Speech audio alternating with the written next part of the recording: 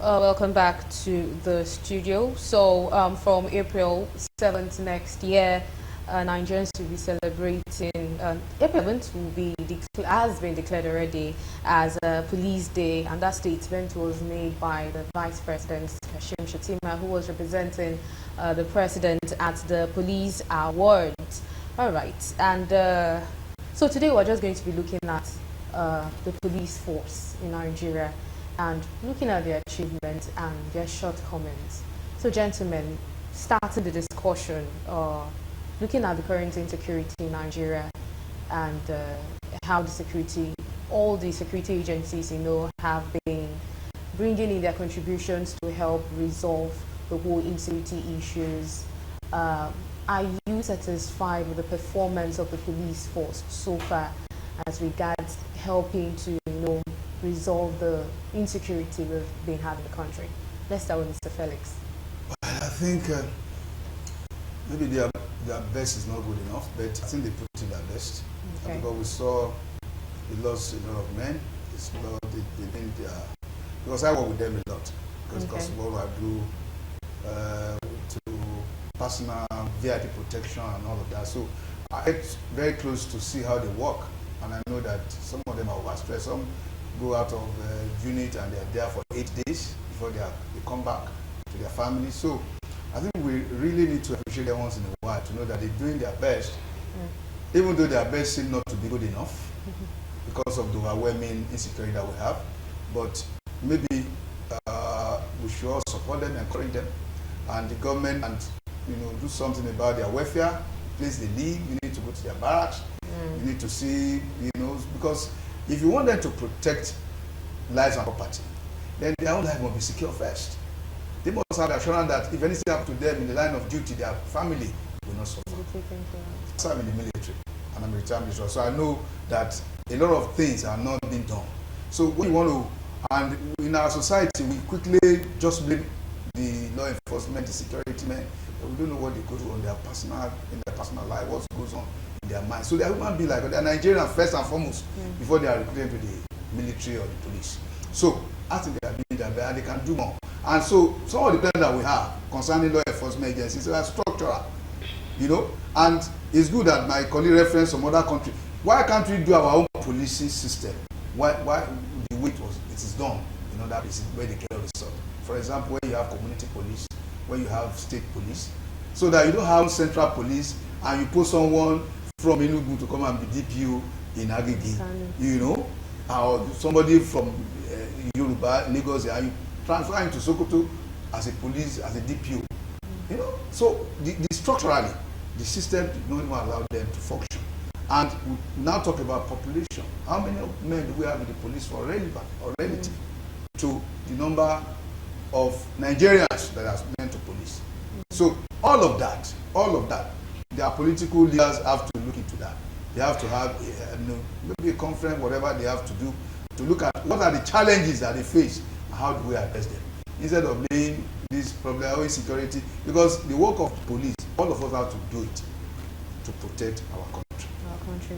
All right, so Mr. Oshomile, looking at the pronouncement declaring 7th of April as Police Day, how do you see this changing anything? I mean, he spoke about the welfare of the officers, and all of that. Do you see the federal government setting aside a day to celebrate the police force and all of that? Do you see it changing anything for the force in general? I don't think so. Okay. Yeah, I will celebrate the police that day. Maybe they're going to be celebrated in Abuja and in Asok, and because coming here, on my way here, I saw broad daylight adults in police uniforms chasing after tricycles, keke napep riders, in the presence of foreigners who were driving behind. You don't understand the damage things like this are causing to the economy, to the image, and to the green passport we carry all about. I saw the foreigner in the car, I saw the keke napep beside him, I saw the police with their patrol, collecting money, running to the colleague to hand over. I said, wow. You know, so what we are saying is that orientation is warped. So the recruitment needs to be looked into as the fundamental step to be taken. The recruitment process has to be taken. Mr. Felix spoke about having to take some from Sokoto, because policing has to do with intelligence. So there is a need to understand the topography of the community you will be policing. You know, you need to be able to say something about it and have knowledge about it. That is the policing recruitment itself. You know, to be able to have intelligence and know what, if oil escapes into the bush, you must be able to know where he or she has gone to. The second thing about it is the orientation. The orientation of the current police system we have in the country is 0 or -0. So it will take a lot to bring back that orientation of patriotism. See, I don't know. I can't be angry, but rather it's pathetic to see adults.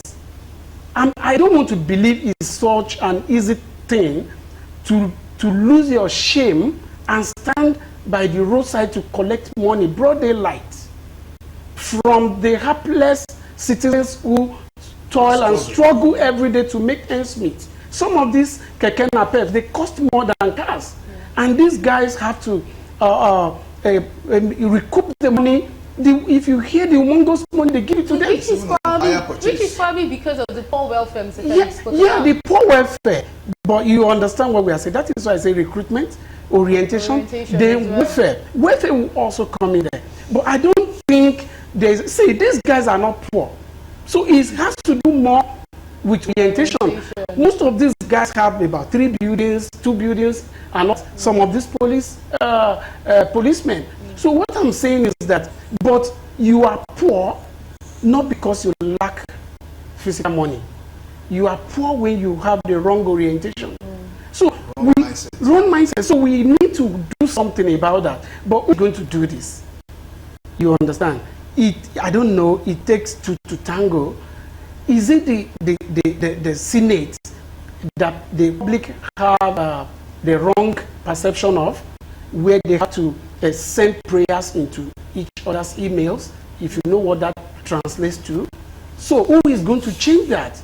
You understand? When the IG came in, IG Betoko, he said he was coming in, he felt like a lion, ready to roar. I don't know how much of roaring he has made.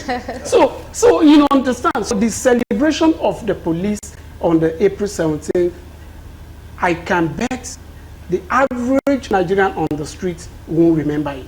Now we have had issues happening to put our military under serious stress because the policing system has collapsed. The other time, the Yoruba agitators virtually took over the Oyo State Government House, and you want to wonder, how did they move around? Maybe from the road, or maybe from the gate, or from Dugbe, or before they got to Government House. How were they able to go through all that bearing arms? So where is the policing? Where is the system? So everyone to him or herself. All right. So looking at police reform, it has been an issue long before now, you know, and I think it's still something we are waiting for. We haven't. But how do you see police reform changing the force? Probably changing the mindset of the police, you know, probably even including the public. How do you see the police reform, implementation of the police reform changing things as it is now? It's not just police. Every system needs reforms because the society is dynamic. So as things change, you must reform. You must come, you must evaluate and see what you are doing now, how better you can do it, view of the dynamics. So police reform is good and it's something they keep doing. But I think at the core of it, what everybody is now calling for is that we have to have a state police. We have to depart from this one parochial state, centralized system of policing that has not delivered result to us in so many years. And we have to embrace other ways of doing it. And what I've been lacking, is the political way to do that. Because the last administration, the president said he doesn't believe in state police. He thought because his thinking was that the politicians are going to use it against themselves for election and all of that. So for every reform, there are going to be advantages and the disadvantages. There are going to be all the kinds of, you have to do the evaluation. So it is when the advantage merits or the demerits is less than the merit, or what to say, that we now know that. So we can go, then we can reform, then we can watch, then we can, I don't know how to, the language to use now. But what I'm saying is that we are not going to shy away from those reforms, because right now the way it is not delivering to us.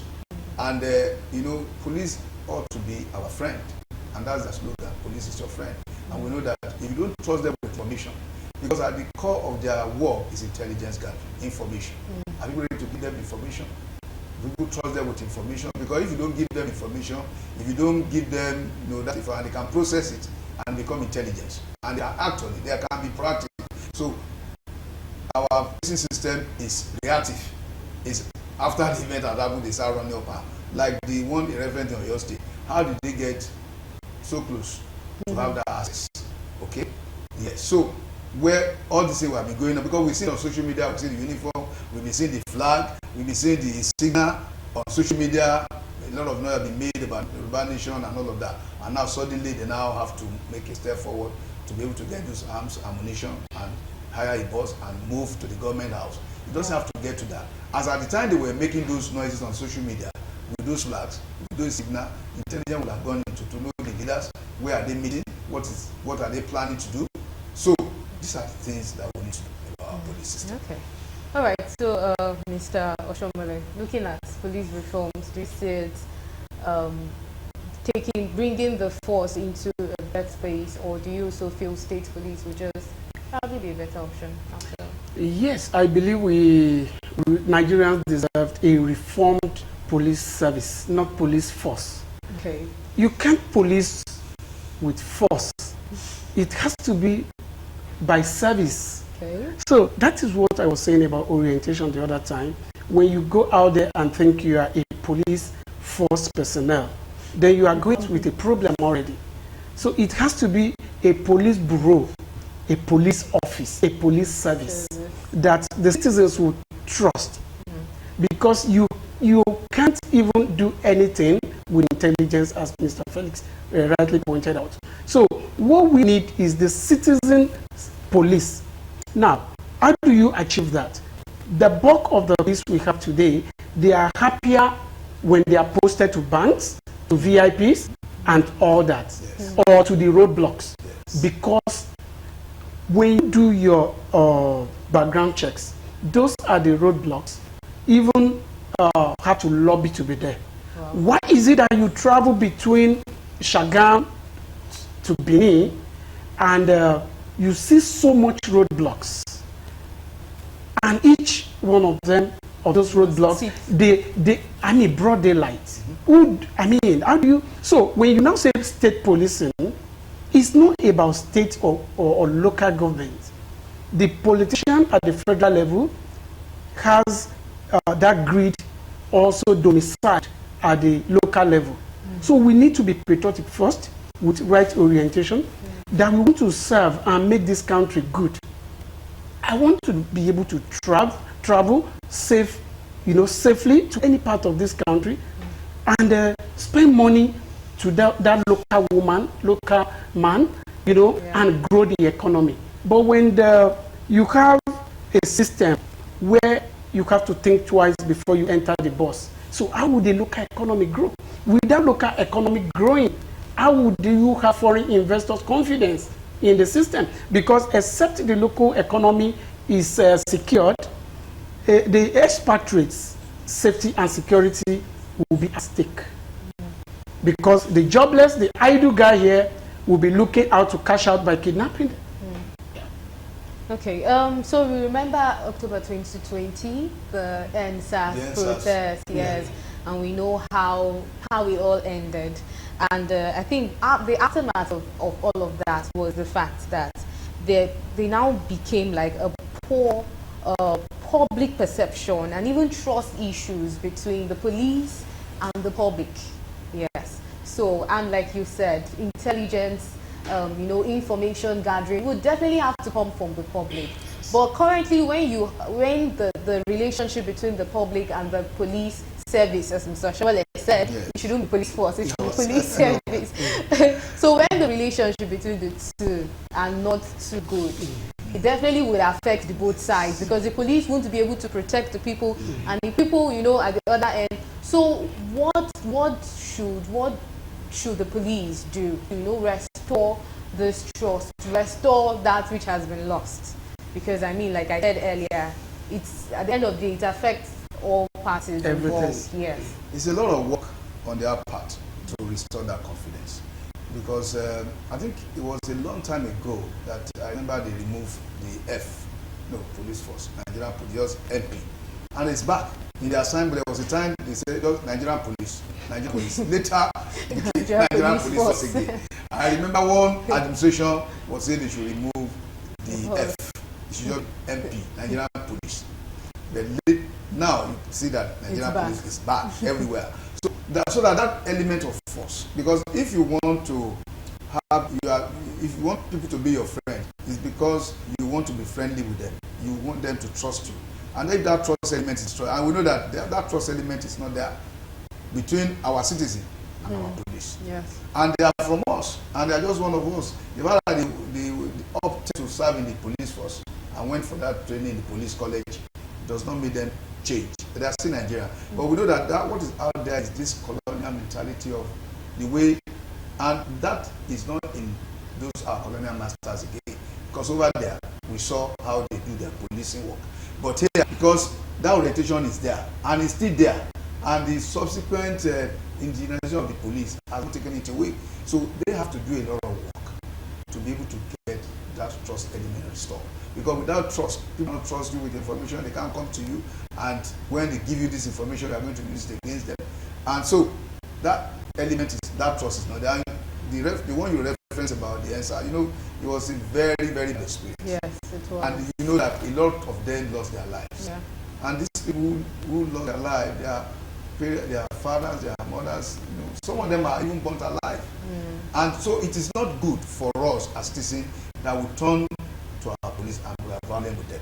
Because the kind of work they do, if they don't do those work, no matter how you think they are now this, they are that, but if you get close to them and you see the amount of what they do, how they do, the welfare, their welfare state, where they live, you need to visit some of their barracks.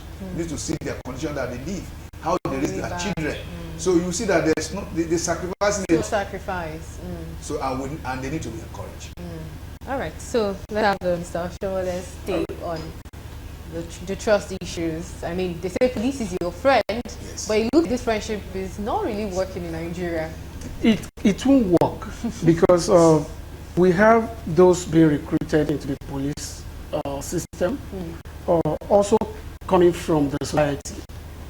If the bulk of society, the citizens, if they are hungry, so the recruitment is already compromised, because you now have most individuals going there to so-called secure the country, actually going there to fend for themselves and their families. So some are happy to be there because they're going to be having access to arms and ammunition to be on the highways. So that it has to start from citizen welfare. So when you have a happy citizen who is ready to die protecting the country, so whether that individual citizen find him or herself in the customs, in the police, in the military, it does not matter. In the civil service, it doesn't matter. That individual will then go to serve the nation. So, but when you have hungry citizens getting job in the civil service, in the man of war, in the all that, the whole architecture has become compromised. So, of all, we need to have a happy citizenry to be able to secure this country. So, and having gotten that, you then have to set in motion is a solid mechanism of reorientation, training and retraining. You know, because you can't also leave them static. And the welfare will also have to come. Why should I go to a police barrack oozing with so much, you know, and you have all the soak away broken and all that. So who will be proud of that? Have you gone to some police barracks at night and see all sorts of things that happen there? So then why would a police, with so much talk about personnel, leave this country, go to Bosnia for United Nations, on United Nations mission, and perform excellently? So that means all this still boils down to the political elites. You know, the budget for the police, we need to ask the IG, why are the police barracks how they remain?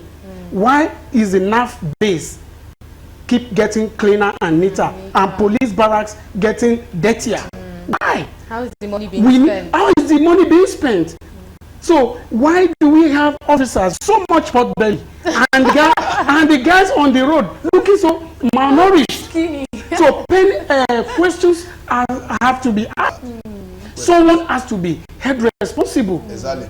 So, but because it is unlawful to be lawful in a lawless situation, so it has become a rough fight and fuji out of commotion. So you don't care, and so I go out there also and do what I like. So I just pray we have the political leadership with so much will and patriotism that can say, look, Nigerians deserve better. Yes, Nigerians do deserve better, and that's how